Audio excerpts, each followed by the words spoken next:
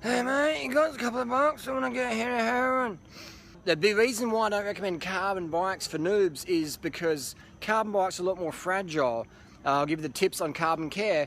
Is carbon bikes will snap in half a lot easier if you drop on the ground. So for your first bike, unless you've got a bit more moolah, I'd recommend alloy, like the Giant Avail alloy version or the Giant Defy alloy version for your first bike. Unless you've got bigger moolah, and you can just, doesn't matter if you snap your bike in half in the first crash. Alloy bike is just stronger, has more hits. Another thing is, be careful when you're storing carbon bikes, they don't rub against something. Because carbon is like literally millimetre thin, 2 millimetres thin sometimes. So if you've got it in the back of a car or a bus and it's rubbing on something, it'll literally wear the frame away. This is true for alloy frames, where alloy is a lot harder, a bit thicker, can handle a bit more, especially the entry-level frames. So be careful when you're transporting carbon bikes. They're very prone to getting compression cracks or rubbing apart each other. So very careful when you transport carbon bikes. Carbon bars as well.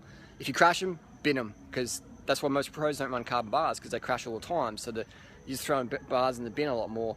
Another tip with carbon is that it's a great lightweight material, but you've got to know when you're doing a little torque wrench here, make sure that you don't do it up too tight, the carbon stem, whatever, because you can snap stuff. So invest in a torque wrench. Some of the main tips is be careful to avoid dropping carbon, and be careful when you're storing it or shipping carbon, and you always use a torque wrench when using any carbon product. Alright? Simple as that. Hey man, I got this Colnago 360. I'll give it to you for 50 bucks, mate. I'm just gonna get a hit, mate. Gotta get a hit.